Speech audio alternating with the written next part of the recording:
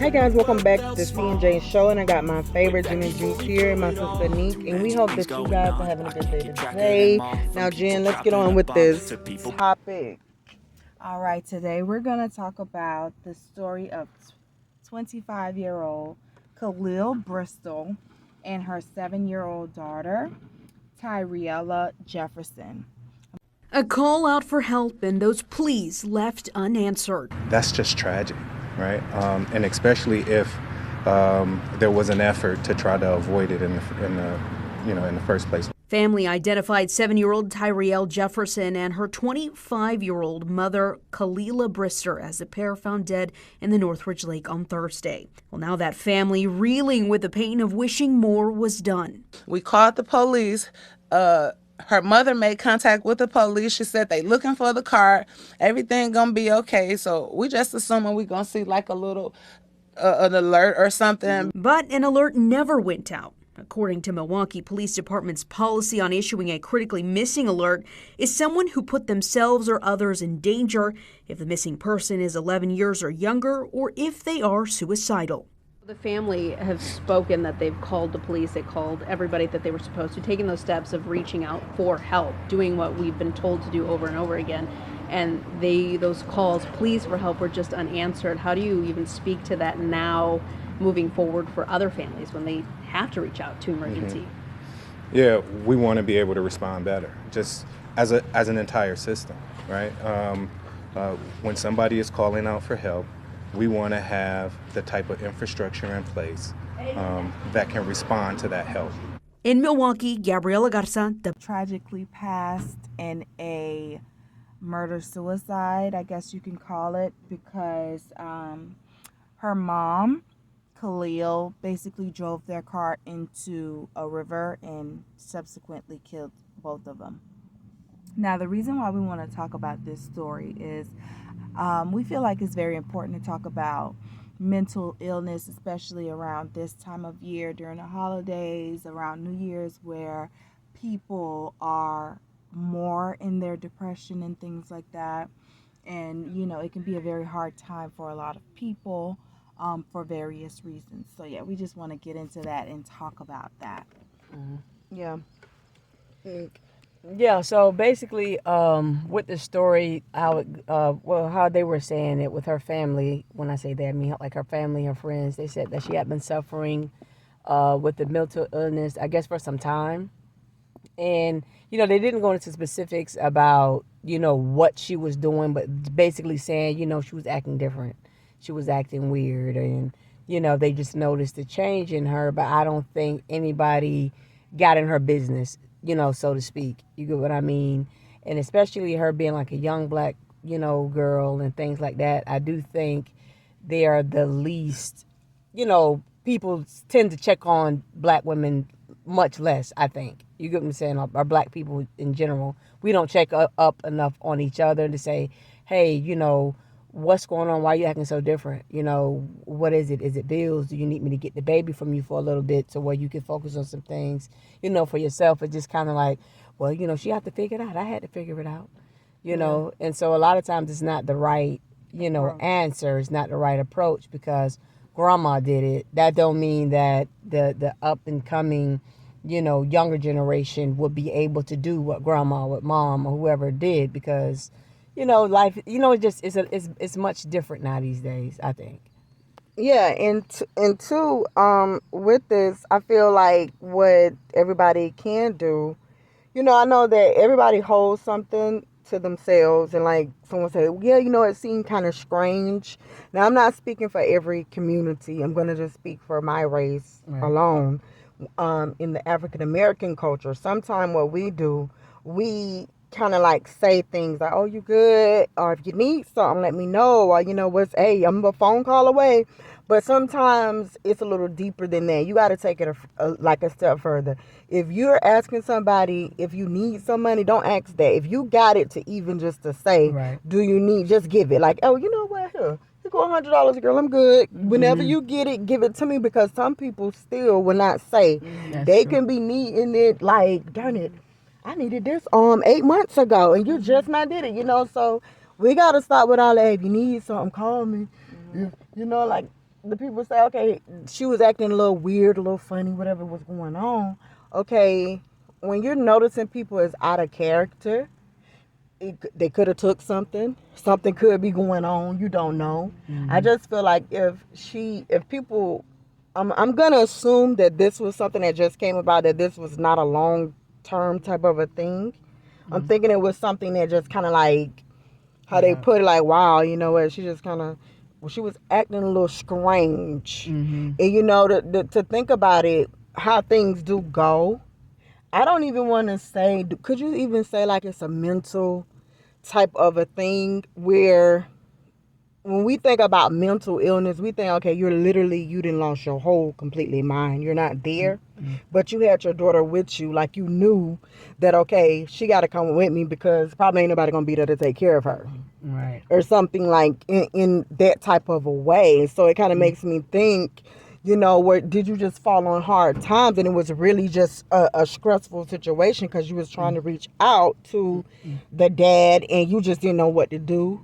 Or did you? But I think it was something. It was something, I because think that's it's a big, right, and I think big a lot. challenge to Yeah, and I me. think a lot of times too is, you know, a lot of people have a feeling of hopelessness, and a lot of times people don't realize is, you know, that stuff a lot of times is just for a season. You know, you got to start making plans. You got to start figuring out how to, you know, even if it's small baby steps, working your way out of a situation, because nothing will have to be forever, no matter how bad it seems. I've been in some really bad, dark times, but nothing is forever. Like, you know what I'm saying? I'm proof of that. But, you know, I think a lot of times when you're in it, you just don't see that it's not forever. And let You me get what I'm ask y'all saying? something really quick. Gin and juice and neat. Why is it so hard, seem like, to ask for help? I mean, Jim, I'll let you I answer think that it's first. a pride thing. I don't think that I'm a very prideful person, so it's easy for me to ask for help, or it's easy for me to tell people how I feel, or, you know, I'm very vocal because stuff builds up a lot for me. I wouldn't even say it builds up because I don't even let it build up. I have to let it out. So But I'm very gin vocal. and juice, not to cut you. But what about, like, okay, helping as far as, okay, my feelings is one way, but what about when it comes down to I'm struggling in a department, maybe like relationship and finances, Oh, and I'm I'm not definitely there I in the definitely, head. I'm the first person to say that I'm struggling financially, and I'm the first person to say that I'm struggling, you know, relationship wise or whatever, if that's the case, because, you know, I don't know any doctors or lawyers or scientists or astronauts. Everybody's struggling. Yeah. So for me to be feeling a way like, you know, I don't want nobody to know my business, or, of course, it depends on who the people are. Hmm. Yeah. Right, right. But see, I think, see, you have a close friend group, close sisters, you know, close people around you. But you got to think about how many people that's around you that you can't tell, that you can't talk to. You get what Yeah. I'm saying? And I think a lot of times, because people don't have, you know, siblings, or maybe they just don't want them to know certain things, or for whatever the reason might be. Not even the fact that a lot of us have siblings that are judgmental, are gonna judge, or whatever it is. A lot of times you just don't know how to come out and say, like, oh, hey, you know, I'm struggling. Or sometimes you just know that there's nothing that nobody can do. I think a lot of people are also struggling. It's not the fact that you can't come and tell them and talk to them about it, Yeah. but it's just like, okay, well, I know I can't ask you because you got a whole bunch of kids and you got your own stuff going on. Yeah. You know what I mean? Things of But that still, nature. even if that is that case, it still is good. Like, okay, just still tell someone, don't sit there and keep that in, because regardless, it is resources out here, and just speaking to somebody could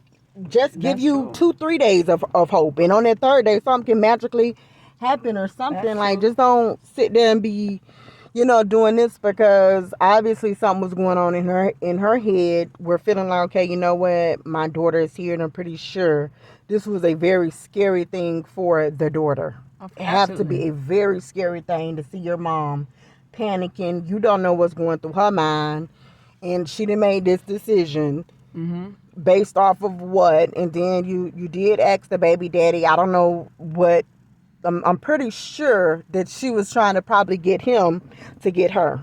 Who knows what the arrangements was, but she did reach out to him somehow, some way, so it's just always good. I think, like, if you can't go to somebody, but what you should do for the people that is witnessing this, and this is your family, do more than if you need. Let me know. Right. You step in, take out the busy time out your day. Like, hold up, you know what? I just seen you. You literally just was walking up and down like 8 times. That ain't you. Right. So let me just sit down, talk to you. We need to talk sometimes. They may not say nothing for a long time, and then eventually they will too. Or if you feel like, okay, darn it, you're in a situation, you need some. Hey, I know your bill may be $1,000, but I only got 50. But this is what I got to give you. I'm still helping. Right, and sometimes, a lot of times, it's not even much about the money. Sometimes there's people that have resources that you may not know about. Where it's like, well, you know what? Yeah, see, that happened to me, a few months ago. But you know what? A colleague of mine told me about this place you could go, and they helping people pay their utilities. Yeah. Or they helping people to get this, that, and the third, and helping pay your rent or whatever. Sometimes, being prideful, being closed up in your little box, in your little bubble, it's more hurtful than it is helpful. Yeah. So it is true. You have to, speak out and say something, which I'm not saying for the people that's depressed and sad, because I know a lot of times when you're in it, you're in the thick of it, it's hard to even be bothered with talking to people in general. So yeah, but even if that is the case, still, because you do know, if you're not mentally gone as far as like, okay, it's a drug type of a thing, you don't know what you're doing. But if you're depressed because you're sad and these are your emotions, you do need to speak with somebody. Like, listen, because you do know your steps. Like, I've been laying down in this bed for 8 days. Right. It's something to tell somebody, because then you may go into another step before it gets to another step. We're saying before, like, we're not saying like mental, if somebody's taking something and they like that. I'm just saying little things get to be bigger things, is what we're trying to say. That's true. So I would say for everybody to pay attention to your loved ones and see, just don't ask those little simple questions. If you need anything, make sure you call and let me know. You step in and do the things you need to do. Right. Do you have something you want to add to this? No, I think that the only thing that I would like to add to it is communication on both ends. A lot of times, we may be going through things or whatever, and we think other people, may know or, whatever, but we have to be very clear with the things that we are going through so that people can be there to support us, because it's been countless of stories that I've heard with people passing or committing suicide in the family, just wish they would have known or wish they would have said something, and, things like that. And it's very sad that it's after the fact, There's nothing that you can do. So I think, communication on both ends, on the family side and on, that person's side. And too, since you said that, Ginger Juice, for the people that probably is going through, like, something just happened, because you just put something in my mind. Something happened too with me a little minute ago. But that'll be time away from this to speak on that. But you can't beat yourself up either for something you did not know about. Right. So if someone never told you anything, it's not your fault. You cannot sit there and feel like, okay, well, I should have did. You can't do anything, because kids, listen. If your children can fool you, imagine how adults can fool you. Right. We fool people, we trick them. Yeah. I call it psyching you like. You do it. We do it all the time. So if you are in that situation, and then people, especially people that are, there's some people that are, like, people that are functioning alcoholics. You have people that are functioning, workaholics. And when I say workaholics, you get up, you go to work, you got your system going, you go to church, you're doing this, you're helpful, you're doing this, that, and the third, and when it's time to come around. And who was that lady? You remember that time when it was breaking your heart down? You was working with a little old lady, like, she's working and she's doing all of this, and you didn't even know that she had to pay something or was sick. She was an older lady or something like that one time. Years ago. Yeah, she was working at Subway. I used to go to the Subway, and then one night I went and she was at Walker. I'm like, well, why are you here? Like, Oh yeah, I remember her. That kid. We said, to show you how we are. this is our calling with stuff. We always said we was gonna buy this lady a car. Like, it was like, okay, no, we're gonna get her a car one of these days, because we knew she was like 70 years old. Yeah, she was older, and she had a son that she was trying to take care of. Like, no, he had an addiction. Yeah. So it was just like, you know, she was having a hard time, but I don't know. That's it. Yeah. So we'll end it here. We're gonna end it, and that's all we can do. We're gonna leave this all on the the resources and different things you can suicide awareness hotline. I know you told your friend you're not okay, and tell me what's wrong and why you never said you felt that way. And guess you're trying to stay strong and fake